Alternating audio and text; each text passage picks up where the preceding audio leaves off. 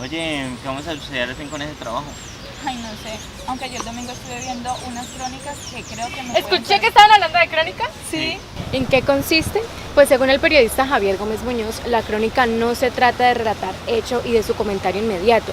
La crónica se trata de relatar los hechos con una subjetividad, con nuestra propia apreciación de los hechos al mismo tiempo que lo vamos contando. Es decir, se trata de difundir relato y comentario en una misma frase. La crónica viene del griego cronos, que significa tiempo, es decir, que la crónica se narra en un tiempo determinado. Y si hablamos de la estructura de la crónica, bueno, pues por lo general suele ser decisión del cronista, pero siempre se narra de la siguiente manera. Primero tienes que poner un título o una frase representativa que llame la atención del espectador. Después viene el cuerpo o la noticia, que es todo lo que ha pasado, los hechos, los acontecimientos, todo, y siempre tiene que narrarse de manera real, nada ficticio, y recuerda que siempre tiene que ser un lenguaje que sea adecuado para el espectador, que se pueda entender. Después viene tu comentario crítico, que por lo general suele utilizarse para cierre o reflexión, es lo que tú piensas del tema. ¿Y las características? Bueno, pues según el periodista Manuel Graña, las características de la crónica son que tiene que ser ligera, adornado con pequeños galas de literatura, pero como te dije antes, nada puede ser incomprensible para el lector. También la crónica tiene que ser real, nada ficticio, y contiene las respuestas a las preguntas ¿qué?, ¿cómo?, ¿cuándo?, ¿dónde y por qué? La crónica es parte del periodismo literario y la crónica se destaca su estilo creativo no solo por la interpretación que leemos, sino también por la narración de forma amena que se lee. Manuel Grañada decía que la esencia de la verdadera crónica era el sello personal de quien se la diera. Y es importante tener en cuenta que el cronista es un testigo presencial que da fe de los acontecimientos y lo hace en su forma particular de expresarse. El estilo personal de quien lo dice es la esencia de este género periodístico. La clasificación de la crónica depende de dos criterios. El primero es la temática y el segundo es el enfoque que el autor le quiere dar a la crónica. La clasificación del contenido puede ser parlamentaria, de nota roja, noticiosa, cultural, local, entre otros. La crónica, según la temática, puede ser política, cultural, deportiva, de sucesos o crónica negra, y esta última significa que tiene aspectos de violencia o catástrofes incluidos dentro de la narración de la crónica.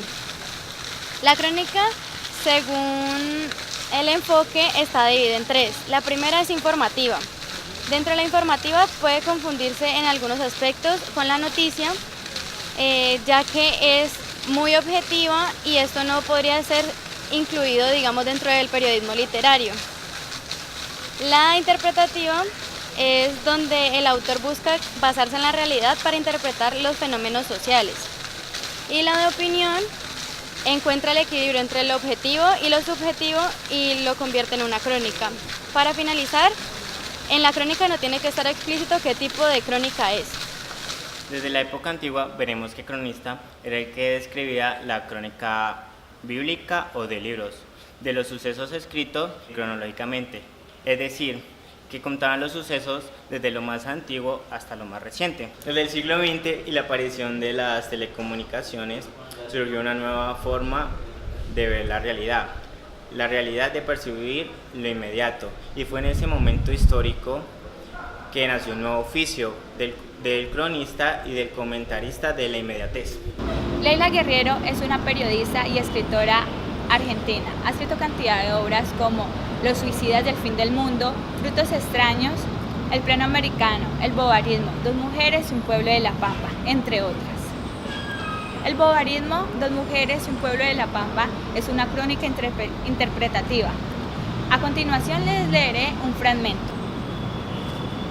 Luisa se murió en un mundo en el que no había internet ni doctor Google, y fue por la divina gracia de Emma Bovary como supe. Por entonces que durante mucho rato, después de tragar el arsénico, mi amiga no tuvo más síntoma que un desagradable sabor a tinta, y que más tarde llegaron en este orden: las náuseas, los vómitos, el frío glacial, el dolor en el abdomen, los vómitos de sangre, los calambres, la asfixia. Los años pasaron y En algún momento, Madame Bovary dejó de ser para mí un libro sobre gente mediocre que se cree especial y empezó a hacer un comentario implacable sobre la humillación y el amor.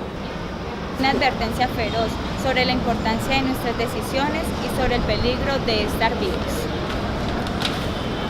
Esta crónica habla de la historia de dos mujeres y el bovarismo, que es un estado de insatisfacción crónico de una persona, causado por el contraste entre sus ilusiones y la realidad que suelen frustrarla.